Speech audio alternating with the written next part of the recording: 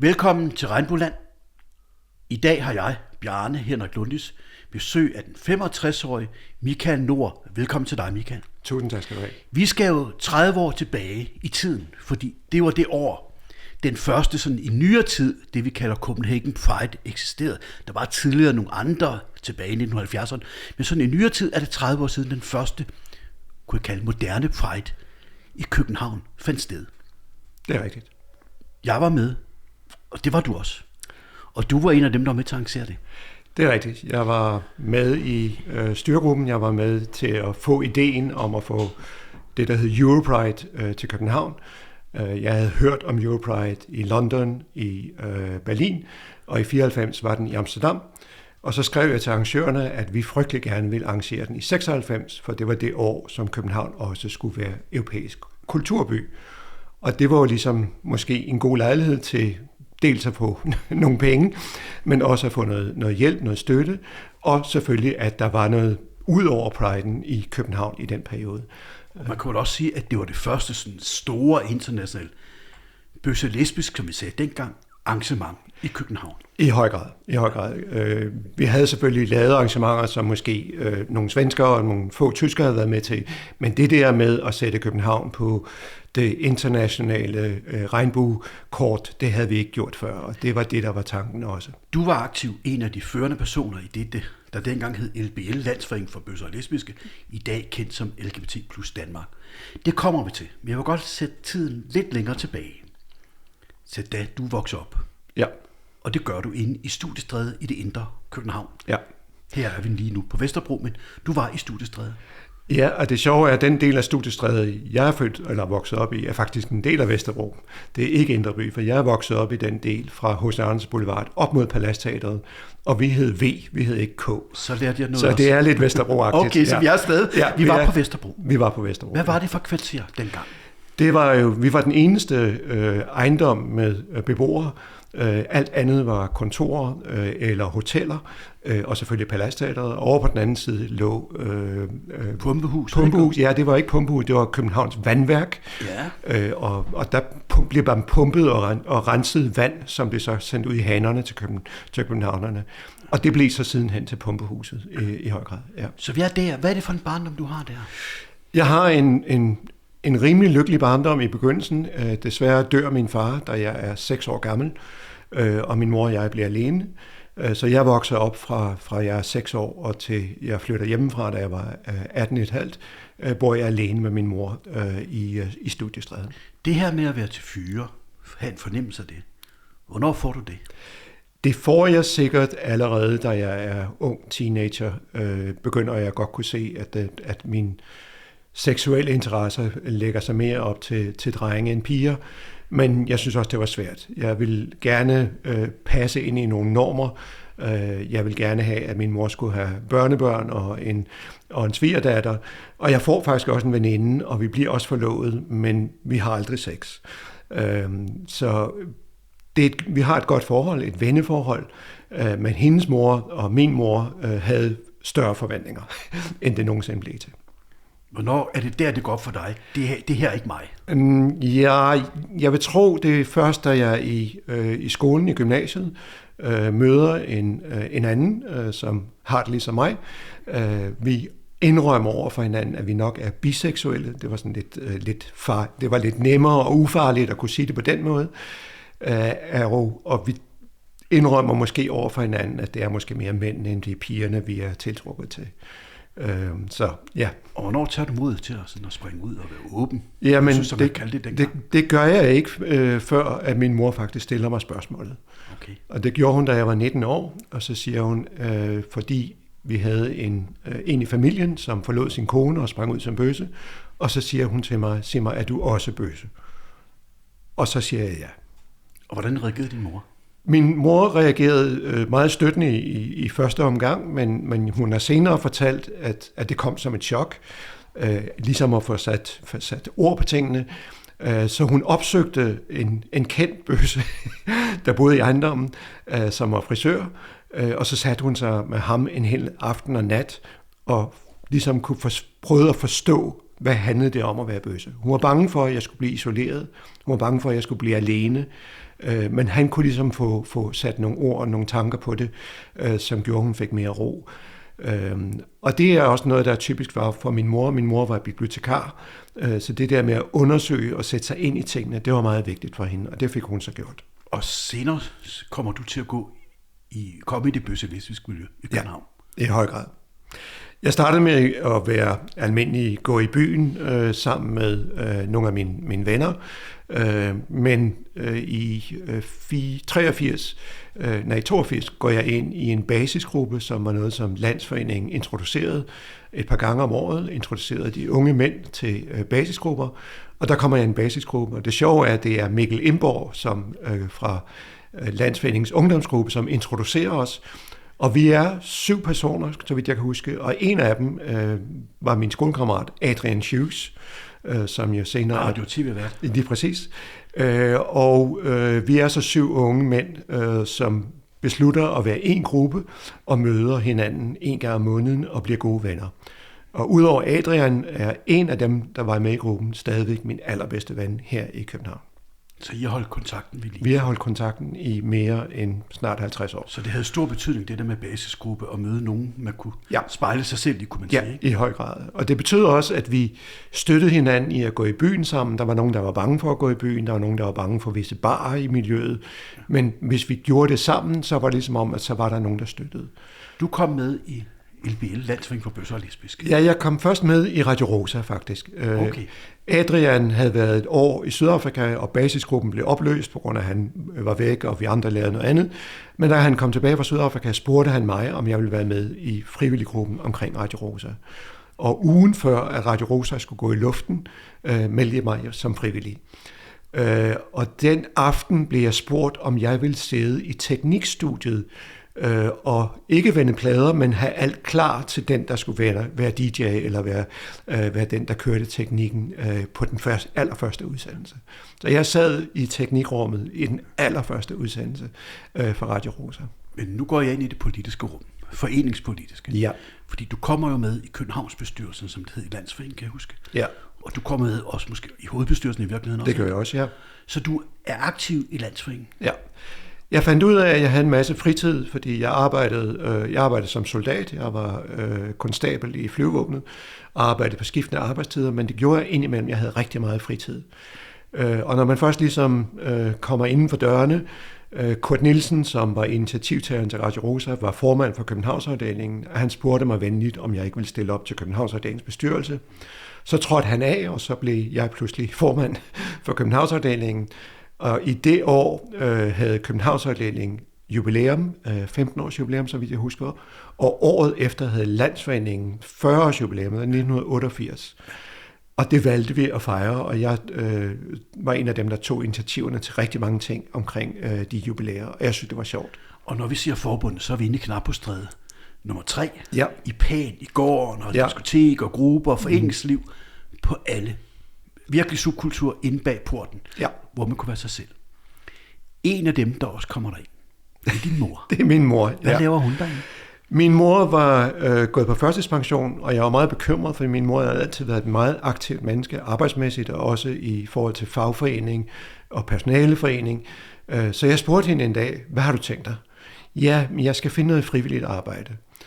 Og det var så tilfældigvis, at vi havde åbnet en bogcafé, men en gruppe lesbiske ville ikke mere drive caféen, fordi hovedbestyrelsen havde besluttet, at der også skulle sælges bøsseporno i bogcaféen. Og det ville de ikke være med til. Så jeg spurgte min mor, om hun havde lyst til at drive bogcaféen, og det sagde hun ja til. Så i en periode drev hun den alene, og så begyndte de her kvinder at komme tilbage og selvfølgelig kigge på, hvem er den her kvinde, som sidder her. Og hun var meget åben, min mor, og sagde, når de spurgte, hvem er du? Jeg er ikke lesbisk, men min søn er bøsse.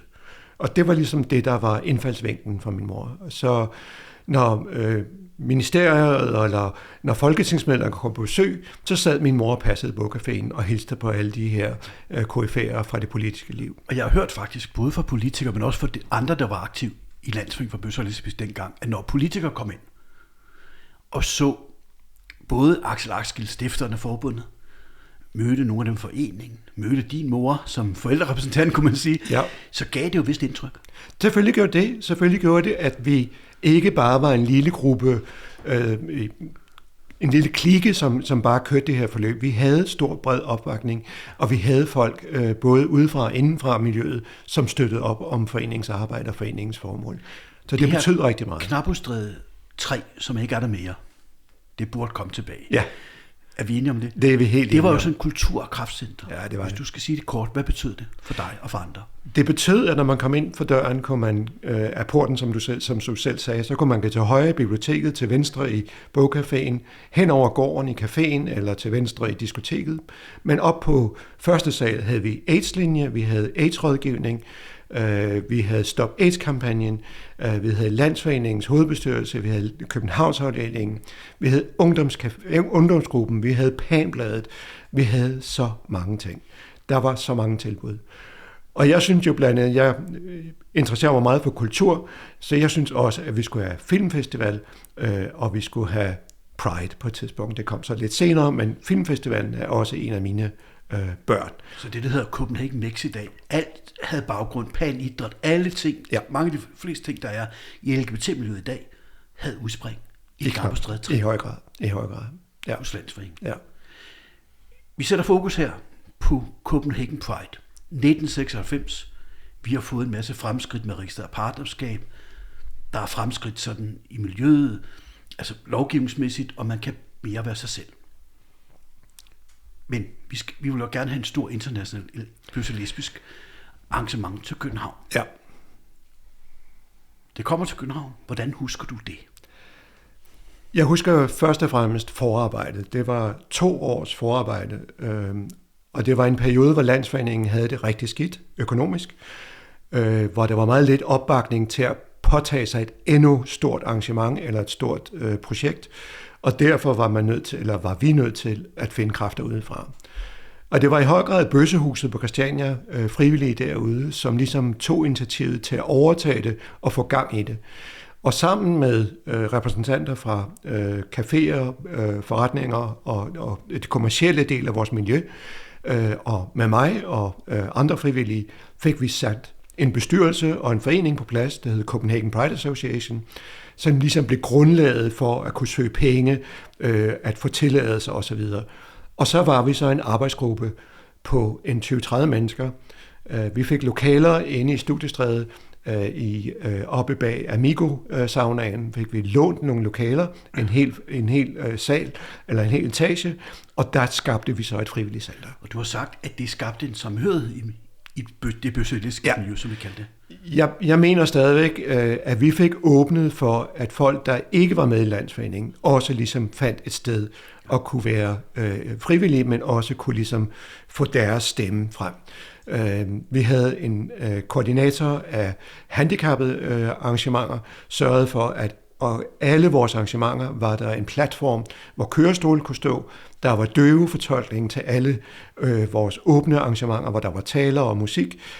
Vi sørgede for, at der var ledsagere. Vi sørgede for, at der var tolke. Og vi sørgede også for, at i og med, at det skulle være internationalt, at som mest muligt blev holdt på engelsk. Det var lidt af en udfordring i 96, for det var ikke alle, der følte sig sådan komfortable nok til at kunne tale engelsk hele tiden, men vi valgte at gøre det. Programmet blev også lavet på engelsk. Og der var et Pride Town nede på Israels Plads. Ja, det var der er 2 store højdepunkter i den uge i juni 96, og den ene var, at vi i 10 dage havde en hel landsby på den del af Israels Plads, der vender ned mod Ørstedsparken, havde vi fået lov til at låne af kommunen, fik sat rækværk henom, og så havde vi fået den idé at bruge containere, så vi lånte containere, og så satte vi de her containere ned, og de blev brugt til restaurant, café, bar, men også til forretninger, til møder osv. Og så brugte vi idrætsdelen, som var der dengang, til koncerter, til dans osv., til åbningen. Så det var virkelig sådan et samlingspunkt? Det var et samlingspunkt. Og det var også der, at man skulle købe billetterne. Hvis man skulle deltage i et eller andet, så havde vi et billetkontor der, og vi havde et kassererkontor oppe på toppen af en af containerne, hvor folk sad og talte pengene. Og jeg skal love for, Bjarne, vi talte penge. Der blev virkelig, det væltede ind med penge. Vi solgte dogtags, det var også en idé, vi havde fået. Fordi vi havde et problem med at skaffe sponsorer, tænkte vi er nødt til at have nogle penge, der kommer ind. Og sælge dogtags kunne være en af de måder. Og når du siger problemer med sponsorer, senere hen har Copenhagen Pride jo på trods af de sidste par års sådan nedgang i støtten, er jo på et helt andet niveau, med mange store virksomheder, som sponsorerer organisationer. Dengang kunne I overhovedet få nogle sponsorpenge? Det var meget, meget svært. Vi fik sponsorpenge fra miljøet, men vi fik ikke virksomhederne til at være med. Og selvom vi prøvede med statistikker og alt muligt at overbevise dem, vi havde et professional team, som var folk med kommunikations- og marketingbaggrund. Vi ansatte en sponsorværger. Det lykkedes bare ikke. Men i sidste øjeblik fik vi overtalt Tuborg til at være med. Og Tuborg gik så ind og støttede os, mod at de så selvfølgelig fik deres logo alle vegne, og at de under paraden fik lov til at stille op med boder langs hele paraderuten, og at de selvfølgelig solgte øl i Pride Town og til vores andre arrangementer. Og den her Pride-tur, som jeg selv var med på, og kan huske, ja. Ude fra Frederiksberg Allé, ind gennem byen, den her, det var ikke 500 mennesker. Nej. Det var det 10.000 mennesker, meget det var, med i paraden, plus alle dem, der så på, giver en fornemmelse af, hvordan paraden er i dag jo. Bare en mindre skala, men det er første gang, siden jeg kan huske den oplevelse af, at nu var vi mange. Det er rigtigt. Havde du også selv den samme fornemmelse? Det havde jeg også. Jeg vidste ikke på forhånd, fordi jeg havde været så travlt med alle mulige andre forberedelser på kontoret inde i Studiestræde. Og da jeg kom ud på Frederiksberg, bag Rådhuset, hvor vognene og alt legnet op, så pludselig fik jeg denne her fornemmelse. Jeg fik også fornemmelsen af, at der var politi alle vegne, at alle veje, tværsveje var spærret af, selv busser måtte holde tilbage. Og da vi så først begyndte at marchere og begyndte at gå, jamen så fik man den her fantastisk varme fornemmelse. Jeg gik allerforrest sammen med en gruppe af International Pride-organisatorer, og vi holdt et stort regnbueflag. Og jeg kan huske de smilende, glade mennesker på hele ruten fra Frederiksberg Rådhus til Københavns Rådhus, ind af Frederiksberg Allé og ind af Vesterbro-gade. Jeg får helt gåsehud. Jamen det gør jeg, og det gør jeg også nu. Jeg husker fornemmelse, at man var stolt over det. Ja. Det virkelig var første gang sådan, her er vi. Ja, og det var en parade, som virkelig viste alle sider af vores miljø. Fra drag queens til lædermænd, til almindelige, til unge, til gamle, til Dykes on Bikes. Og så havde vi aftalt med Paris, som skulle være værtsland i 97 for Europride, at de skulle have den sidste vogn i paraden, ligesom at sige, kom til Paris næste år. Og det gjorde jeg. Og de havde, jeg tog mod op for og de havde, kan jeg huske, de havde Eiffeltårnet på deres vogn, og var i røde, hvide, blå farver, og det var fantastisk. Hvad kom det her Europride, Copenhagen Pride i større skala til at betyde for os, tror du, i miljøet? Jeg tror, at for det første var det en fødslen af en Pride-bevægelse i København. En Pride-bevægelse, som uden for landsforeningen ligesom satte fokus på, at man en gang om året kan være stolt af os selv og vise sin stolthed over for resten af verden. Og jeg er meget, meget glad for, at det vi skabte i 96, 30 år efter, stadigvæk eksisterer. Og du havde mødt en ung fyr, der hed Allan. Det er rigtigt. Og I står nede i Østerpark. Ikke fordi I skal ud og lede efter noget frækt, det er ikke, men der sker noget dernede. Det er rigtigt.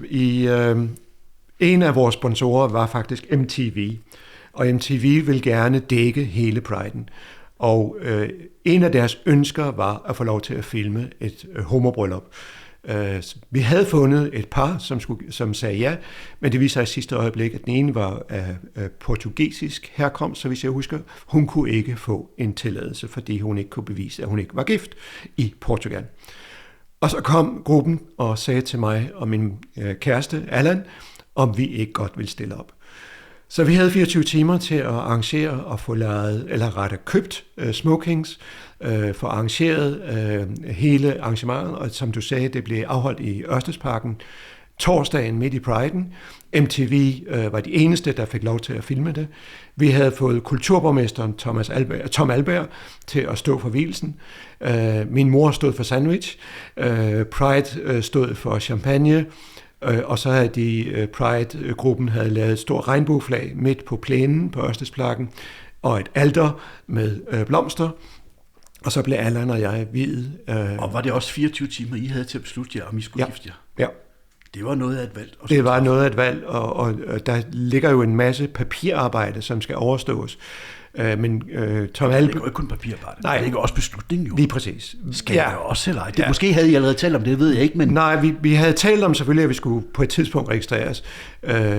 Allan var på det tidspunkt ikke helt åben over for sin familie, og var bange for, at det skulle komme i medierne, så vi måtte love ham, at det var kun MTV, der fik historien. Kun MTV. Den holdt ikke. Nej. Men den her sommer 96, du bliver registreret, som hedder gift. Ja. Privat lykke, men jo også sådan en lykke i miljøet, som du selv siger, kom på bagtæppet af, at du havde været aktiv i Landsforeningen for Bøsser og Lesbiske. Og vi snakker om Knappestræde, alt den her voksning af en subkultur, som jo lige pludselig i 94 oplever et stort chok ved, at man havde taget lidt af AIDS-pengene og brugt til sin egen foreningspenge, og dermed var nødt til at lukke ned. Nemlig. Så der var jo krise virkelig. Det var der. Og så får vi alligevel løftet det op til at lave sådan et stort flot arrangement. Det er rigtigt. Hvad tror du, der ligger bag det? Jamen, jeg tror nogle gange, at når modstanden er størst, så bliver kampen stærkere. Jeg tror, at der var et ønske i miljøet om, at nu skulle vi gøre noget, ligesom på, jeg vil ikke sige på asken af Landsforeningen, fordi der var en gruppe, som overtog, efter jeg forlod hovedbestyrelsen, og andre forlod hovedbestyrelsen, var der en gruppe, der satte sig ned og sagde, okay, hvad skal vi nu? Men jeg valgte at trække mig ud af Landsforeningen og ligesom sige, nu koncentrerer jeg mig på Pride, og jeg havde taget et års orlov fra mit arbejde og ligesom fokuseret på Priden. Men der var også et ønske om at forankre Priden et eller andet sted efterfølgende. Men vi kunne godt se, at Landsforeningen var ikke det sted, hvor Priden skulle forankres. Landsforeningen var blevet meget mindre og flyttede op i Teglgårdstræde i et baghus, og selvfølgelig havde fået lokaler igen, hvilket var fantastisk. Men der var ikke plads til også at have Priden. Og jeg tror også, at der var folk i Priden, som ikke så sig associeret med Landsforeningen. Og det var også det der med, at alt ikke udkom bare for Landsforeningen, at vores miljø har jo altid været kendt ved at have mange grupper og fraktioner, eller hvad man vil kalde det, så det var brug for en bredere ramme. Nemlig. Kunne man sige det sådan? Ja, det kan man sagtens sige. Men vi fik jo så i 98 et samarbejde med Landsforeningen, fordi i 98 ville Landsforeningen fejre sit 50-års jubilæum, og det var selvfølgelig et svært år, fordi nu skulle man komme på benene igen. Så de spurgte mig, om jeg ville gå ind i komiteen omkring jubilæet, og en af de tanker, jeg fik, var at kombinere Priden med Landsforeningens jubilæum. Så vi valgte at træffe den beslutning, at marchen eller paraden i 98 skulle blive en jubilæumsparade for Landsforeningen for Bøsser og Lesbiske 50 års jubilæum. Løfte det igen. Lige præcis, ja. Når du kigger tilbage, for nu er det 30 år siden, og Copenhagen Pride er stadig, heldigvis, stadig stor og fyldig. Hvad tænker du så, vi kan lære af den her historie, hvis vi skal kunne lære noget? Vi skal være åbne. Vi skal være åbne for, at der er folk, der er ikke nødvendigvis i den del, hvor Landsforeningen er, eller i den del, hvor andre grupper er. Priden er for mig et lim, der binder det hele sammen. Om det så kun er den ene uge om året, jeg ved godt, der nu også er Winter Pride i februar, men den uge i august er en uge for os alle sammen. Lige meget hvem vi er, hvor vi er, om vi er unge, vi er gamle, om vi er bøsser, lesbiske, biseksuelle, trans eller aseksuelle, hvad vi er, så er Priden det forbindende for os alle sammen. Og for mig, jeg har altid elsket regnbuer, også da jeg var meget lille.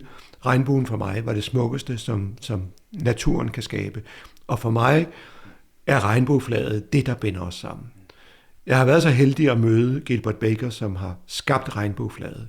Og du var i San Francisco i 80'erne, ikke? Start af 80'erne. Jeg mødte ham i Rom til World Pride i 2000.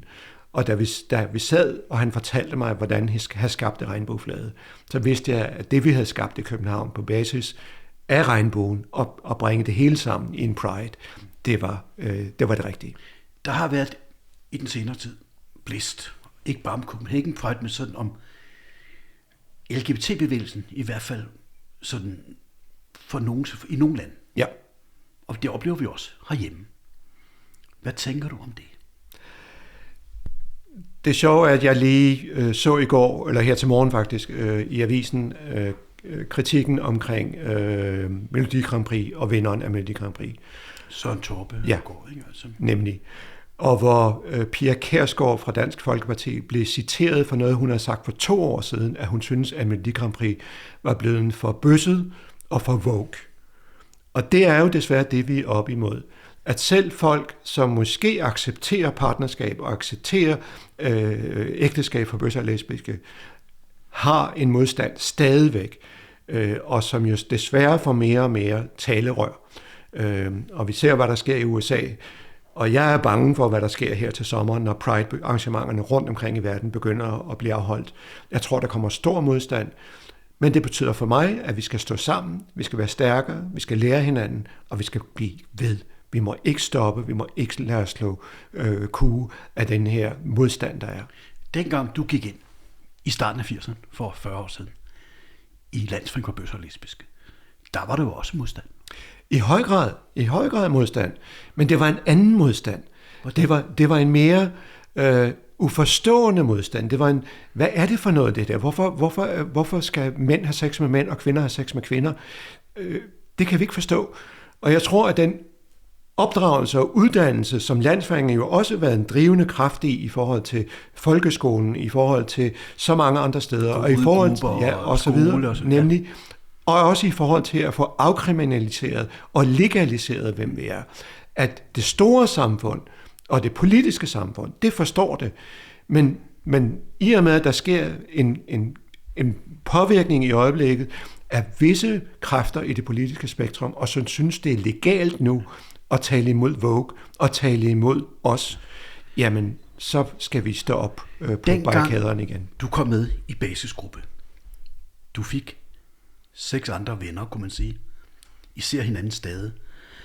Var det ligesom det, der fik det med at være ung, springe ud som bøsse, finde ud af sin egen identitet? Var det sted, du oplevede det i basisgruppen? Ja, for inden da havde jeg befærdet mig i miljøet på barer og diskoteker, hvor ligesom jeg troede, at det var normalt, at der mødte man andre. Så selvfølgelig mødte man andre partnere, potentielle partnere, og det handlede ofte om at gå hjem og have sex, nogle gange at få et forhold.